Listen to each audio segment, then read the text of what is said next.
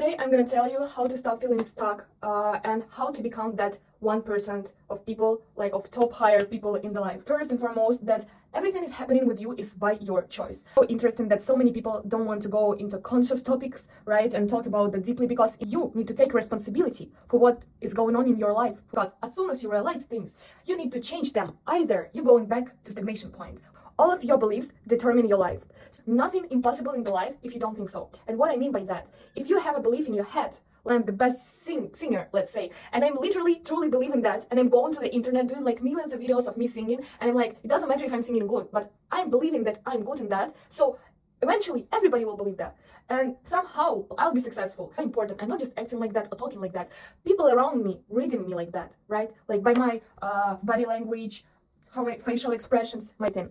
Most like actions, right? Your mind is not yours. Most of thoughts you having and proceeding during the day, 99% of them is automatic. You're not the one who choosing those thoughts. You are the one who just like proceeding them. It's kind of the script. You just repeating every single time, every single day, from the point you're waking up till the point you're going back to sleep. The thing which make the 1% and the crowd 99, the difference in the mindset. Mindset is basically your life. When the Andrew Tate was popping up with like all those metrics thing, I was constantly thinking about that it's working somehow. So many people could relate them to it, but nobody could explain what is metrics is. And after being in therapy for a year, and this is like top 10 thing I'm gonna tell you today, how to change the life, and that was one of the insights I realized, that yes, the metrics exist, but metrics is not like the government, economy, and whatever you're thinking about. Metrics is your mindset. And all of those like economy and government, definitely they are benefiting from you thinking it's somebody in control. Something definitely somewhere is going that like already determine all of your life goals and stuff. No, actually no. And this matrix is my head, is my vision, is my paradigm. And the mostly important that I can change that. I can influence that. Where all of those paradigms coming from the childhood? Who is shaping that skeleton? Your parents, by their own beliefs. Actually, intuition is not existing. It's just all the experience you've been through. Your psyche put in all of the same box and did a conclusion about something. And you don't even realize how fast your brain works. How fast the brain realizes, oh, this is this mind person and this is not. Okay, this is a victim and this is not. Okay, I'm gonna follow this person and I'm not gonna choose that job and this job.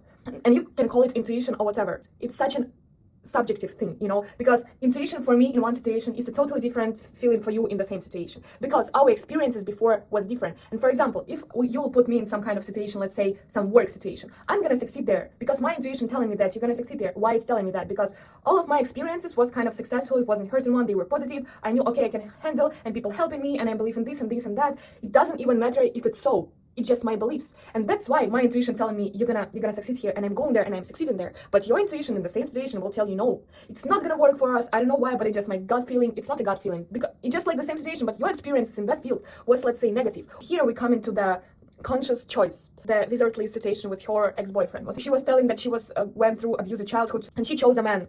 Eventually, he cheated on her, texted some girl, and she's pregnant, and blah, blah, blah. So she made a whole video where she's explaining herself, her feelings, what happened with her, and etc., etc. And here's the interesting things. How many red flags she was talking about, like she saw, she noticed, but she never went for it. She was just like noticing. So why she was choosing it? Because it was something that she was feeling comfortable. Not because she's bad, but because she could relate it to herself. What situation with Wizard Liz and her now ex-husband is showing us and like mirroring us a lot. Because you're realizing everything, but you're not changing it. Why? Why you're not going away and actually choosing like good partner, stable job, or not stable job, but going like, you know, with your mission, and like, you know, instead of working 9 to 5, going like being an influencer, singer, actor, or whatever, because you stuck with something that feels familiar for you. Okay, this is a comfort zone, this is what feels, you know, familiar, this is what feels comfortable, this is what feels like a family, like a home, and it doesn't actually mean that it's safe. It just feels safe, but it doesn't mean it's safe. It's just familiar. And this is like the easiest way for your side to perceive things and for living life. And this is the trapped situation when you get in again and again and again and again. And you can think you kind of like she, right? She left London, or you leaving the job, quitting the job, or something else. But what you doing next? In 2 years, you're again in a kind of shitty position, in a position you don't like, in a place you don't relate to, with the people you don't want to be, the friends you think they're not good enough. Not because actually those people, situation, or whatever happened some strange way. No, it's not happened that way. You just have a script in your mind. Your psyche already know what's good for you, what's bad for you, how you're gonna live, what you allow for yourself, right? Like, are you allowing yourself making like decent money? Are you allowing yourself making $10K? Are you think you're worth it? And who is deciding you're worth it or not? Nobody but you. But say there is no big money. No, there is a big money. There is a people who making like huge money with that by doing something which is way easier, and they are actually enjoying it. So they're living dream life. But why they're doing it? Because their beliefs telling them, yes, you can do it, you're worth it, go there, go for it, because that's what was their experience before when they were small, and that's how their paradigm of life gets shaped. So now they're just like repeating a good cycle of good things, and that's how they're growing constantly. Their mind is like thinking positive, their mind is not grabbing them down. But the different things with that 99% of people. And now the answer to the question, how to become the one who is selling and not 99 who is consuming.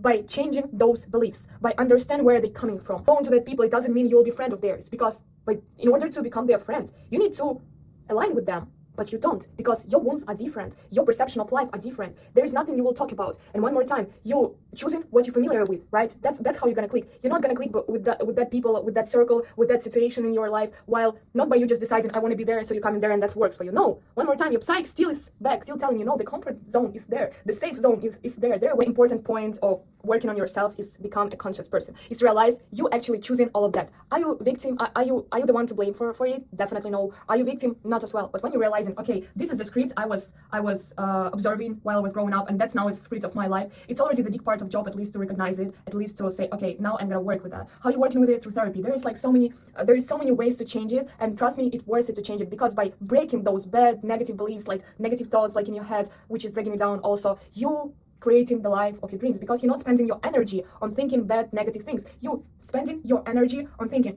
I can do that, I can be there, I'm good, I'm positive, I love myself. How many people hate themselves? There is a possibility living the best, perfect, fulfilled life, and you are the one who can do that. You are the one who can invest in it. Don't allow traumas determine your life. Don't follow me for this journey. I definitely gonna share some more things you can think and reflecting about. I can tell you way more about how therapy working, how we working in therapy in order to change those beliefs, in order to create the life of your dream. How to, when you're building it, brick by brick, that's what creates a whole life, and you kind of already attracting those people, those opportunities, and everything. Working after a while as a magnet, but at first place, you need to become that magnet. So yeah, love y'all. Keep in touch. Let me know how to like this video. See ya.